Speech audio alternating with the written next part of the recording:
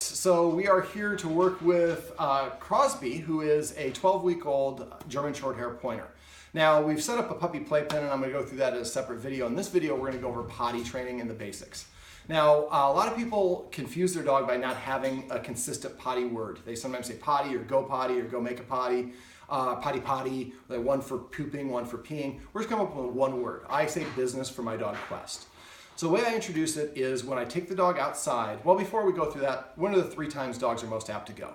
15 minutes after heavy start of heavy play, right after they wake up, and about 10 minutes after they eat. So after each of those 3 activities, we immediately take the dog outside. So we have another dog named Tallulah. So Crosby and Tallulah start playing. We look at our clock at 3 o'clock. Okay, at 3:15, we're going to go ahead and take the dogs outside. The dog should have to go around then. Sorry, excuse me. Where do I have to pick him up? Pardon. Is it still rolling or did you stop it? Okay, that's fine. I want to just make it one long continuous video.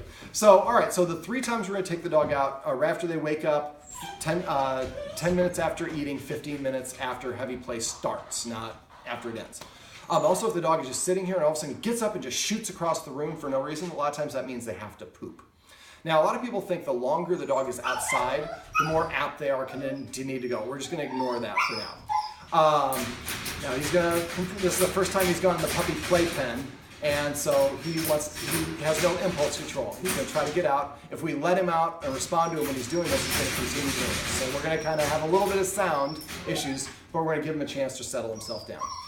Now I'm going to probably use a couple of treats to distract him strategically. There we go. He calmed down, and then a treat appears. Okay, so a lot of people think how long they have the dog outside has a correlation to how much they go out. Puppies have a very short attention span. If he doesn't go in 5 minutes, he doesn't need to go enough to actually be recognizing he needs to go. So take him outside, give him 5 minutes. Don't tell him to potty. We need to actually go through this process for about a week or 2 before he's going to recognize what the word potty means.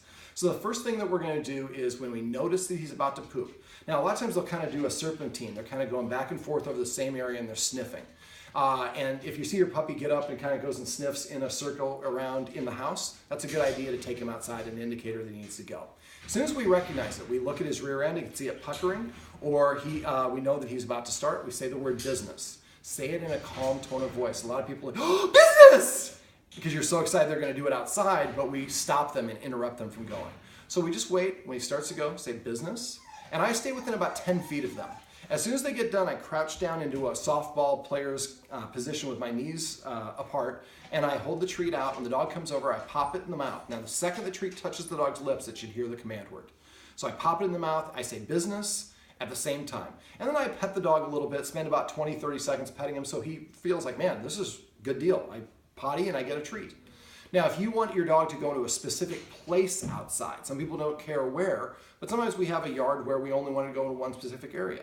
So we take it to that specific area on leash for the first week. If he goes in that area, we give him a treat and say business the same way I just described.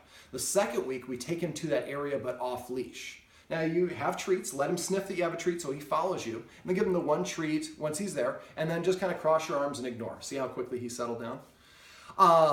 And then if he goes in the area that we want, like in that 5-foot radius, we're going to give him 5 treats. Business, business, business, business. Or those, I think, 4.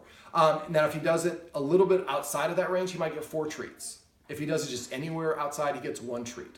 So now we're giving him an incentive to go into one specific place. If you just want to go anywhere, you don't have to do the 5 treat thing just once. Puppy. But by doing this consistently, it's going to take a week or 2 before the puppy can actually connect those things. So when you say business, he starts bouncing around, you know he has to go. Now, puppies can generally hold their bladder for 1 hour for each month that they are alive. They can hold it a little bit longer at night because their metabolism slows down as they sleep.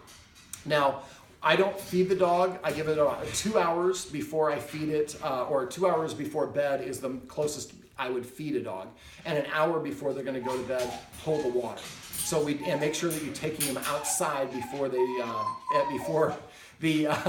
him outside before you take him to go to bed, so we can drain his bladder. So if Potty training, usually about 3 to 4 months is when earliest we can expect the dog to go potty. That's why setting up a puppy playroom like this can benefit greatly. So these are some tips on how we can potty train our puppy.